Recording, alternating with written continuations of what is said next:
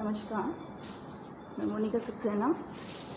आज आपको दो आसनों के बारे में बताऊंगी। एक तो है हिंडोल आसन और एक है मल आसन। तो दोनों का इफ़ेक्ट बहुत है और बहुत हल्के आसन है, इजीली हम कर सकते हैं इसको। एक जो हिंडोल आसन है उससे स्टिफनेस हमारे पैरों की ठीक होती है, तो हम किसी भी तरह से उसको करने की कोशिश करेंगे। तो हिंडोल आसन को क्रैडल पोज भी कहते हैं। कैसे करेंगे हम पहले मैं बताती हूँ पहले करके, उसके बाद बताऊँगी उसके फ़ायदे क्या हैं और किसे नहीं करना है। तो हम क्या करेंगे, सिंपल अपना सुख आसन में बैठे हैं। उसके बाद हमने सीधा पैर उठाया, सीधे पैर को उठा के बिल्कुल पैरों के बीच में हम अपनी लेफ़्ट कोहनी लगाएंगे और दूसरा वाला हाथ जो हमारा सीधा वाला पैर उठा हुआ है उसको हम ग्रिप करके इस तरह से पकड़ेंगे।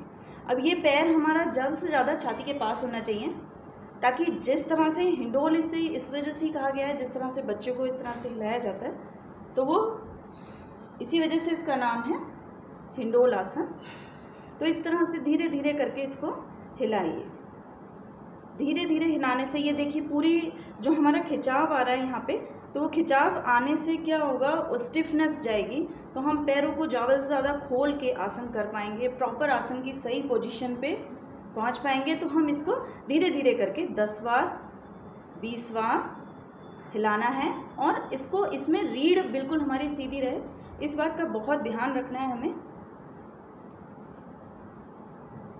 उसके बाद रिलैक्स कर दीजिए, धीरे से पैर को नीचे रख लेंगे, दूसरा पैर पकड़ेंगे, दूसरे पैर को पकड़ा। अब पैरों के बीच में बिल्कुल हम लगाएंगे सीधे हाथ की, लेफ्ट हमारा लेग है तो सीधे हाथ की कोहनी हमारी लगेगी और दूसरा हाथ घुमा के लाएंगे। हमारा सीधा पैर बिल्कुल रिलैक्स है, उसको हम सीधा करेंगे। पहले रीढ़ को सीधा करिए, अब धीरे धीरे करके पैर को हिलाइए। इसमें बहुत स्लो भी कर सकते हैं, बहुत फास्ट तब करना है जब आपको आसन प्रॉपर तरीके से आ जाता है। जब हम ठीक आसन का स्थिति में आ जाते हैं तभी हमें उसको फास्ट करना चाहिए। किसी भी आसन या प्राणायाम का यही टेक्निक है। तो इस तरह से करके हमने इसको अपनी ये जो थाइस की हमारी स्टिफनेस है ये जाती है और हमारी थाइस पे भी इस पर बहुत इफेक्ट पड़ता है। तो जिनकी हैवी होती हैं थाइस उनको ज़रूर करना चाहिए। एक बार फिर से देख लेते हैं। सीधा पैर उठाया, इसकी अपनी कोहनी के नीचे, लेफ्ट कोहनी के नीचे लगाया, दूसरा हाथ दूसरी तरफ से और इसको रोल। अब आप ग्रिप इस तरह से करिए जिसमें आप कंफर्टेबल होते हैं, या फिर ग्रिप इस तरह से, और इसको हिलाएंगे। धीरे धीरे करके हम हिलाएंगे। अगर नहीं होता है किसी से तो आप सिर्फ इसको उठा लीजिए, सिर्फ इतना धीरे धीरे करके आप धीरे धीरे करके इसको उठाइए ऊपर, और एक दिन जब धीरे धीरे उठने लगेगा तब आप इसको पकड़ के यहाँ से कोहनी लगाइएगा। लेकिन अपना शरीर है, अपना देख के करिए जितना आपसे हो जाता है, क्योंकि जितना आसन हो जाए, बहुत ज़्यादा प्रेशर भी नहीं देना चाहिए हमें। जितना हम कंफर्टेबली कर सकें उससे थोड़ा सा हमें ज़्यादा करना चाहिए, क्योंकि हमें इस पूरे आसन की पूर्ण स्थिति में जब हमें पहुंचना है तो हमें ये बहुत ज़रूरी है, ये ध्यान रखना कि हम आसन प्रॉपर तरीके से कर पा रहे हैं कि नहीं। ये हो गया हमारा हिंडोल आसन। अब हमें करना है मल आसन। मल आसन किस चीज़ में फ़ायदा होता है, उसमें जो जिसको कॉन्स्टिपेशन की प्रॉब्लम होती है, जिसको कब्ज़ की बहुत ज़्यादा दिक्कत होती है, फ्रेश नहीं हो पाते हैं सुबह, जिनको दिक्कत होती है, तो वो मल आसन की प्रैक्टिस करें। कैसे करेंगे उसको, हम पैरों के पंजों को थोड़ा सा खोल के, पैरों के पंजे हमने थोड़े से खोले। अब हमें यहाँ से अपने घुटनों को भी खोलना है और इस तरह से घुटनों को ज़्यादा स्ट्रेस करके बाहर धकेल के हमें नमस्कार की मुद्रा इस तरह से करके बैठिए।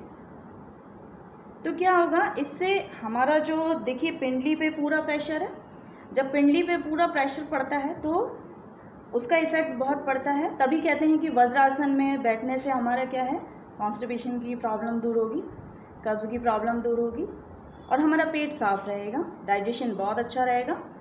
ये बहुत इम्पॉर्टेंट और एकदम सरल आसन है, लेकिन अगर घुटनों में दर्द है तो मत करिए, वो वैसे भी नहीं हो पाएगा। अगर घुटनों में दर्द है तो उखड़ू नहीं बैठा जाएगा, क्योंकि डॉक्टर्स तो आजकल नीचे बैठने को भी मना कर देते हैं, लेकिन थोड़ा थोड़ा कोशिश हमें ज़रूर करनी चाहिए कि ताकि हम इजीली बैठ सकें।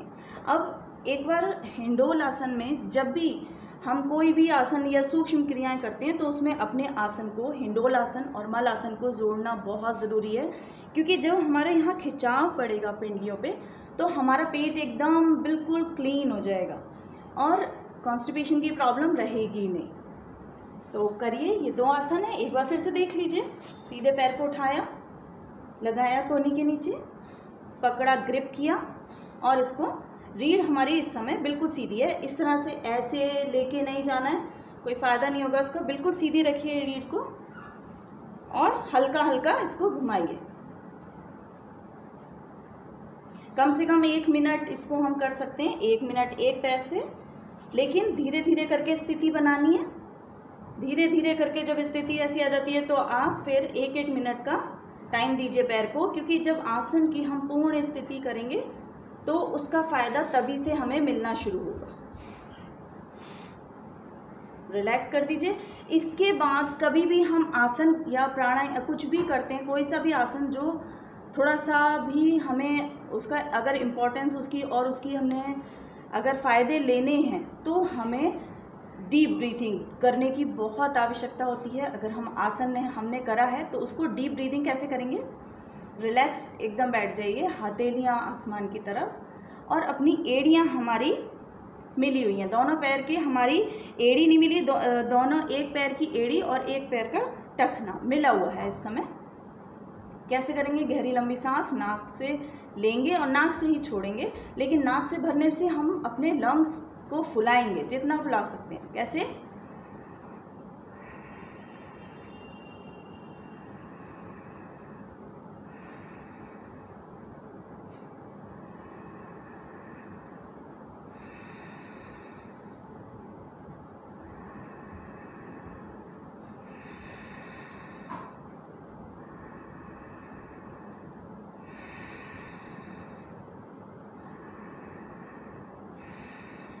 रिलैक्स। तो ये बहुत इम्पॉर्टेंट है कि हमारी बॉडी कहाँ तक आसन कर पा रही है। और एक अभी मैंने हिंडोल आसन बताया, अब मैं आपको एक बार फिर से मल आसन करके बताती हूँ किस तरह से होगा। पहले तो आप आ जाइए और पंजों को अपने बाहर की तरफ खोल के थोड़ा सा गैप, बीच में गैप रहना चाहिए। और उसके बाद में जो हमने गैप बनाया, दोनों हथेलियों को अपने मिलाइए, उंगलियां मिली हुई हैं। अब पैरों को खोलने के लिए हमारी नमस्कार की मुद्रा देखिए कहाँ, और सीधे रखना है। ऐसे नहीं कि हम ऐसे बैठ जाते हैं, पूरा हमें पीठ की रीढ़, हमारी जो रीढ़ है वो बिल्कुल सीधी होनी चाहिए। जब हमारी रीढ़ सीधी रहती है तो बहुत सी चीज़ें हमारी ठीक हो जाती हैं। और खिंचाव, ये कोहनी और घुटने में खिंचाव बहुत ज़रूरी है लाना, बहुत इम्पॉर्टेंट आसन है। इसको करने की कोशिश करिए, धीरे धीरे करके प्रैक्टिस में आ जाएगा तो ये बहुत लाभदायक है। अब इसके बाद मैं जो बता रही हूँ आपको कि इसमें वज्रासन और ये मल आसन करने से कॉन्स्टिपेशन की प्रॉब्लम ख़त्म हो जाएगी। तो करके देखिए। नमस्कार।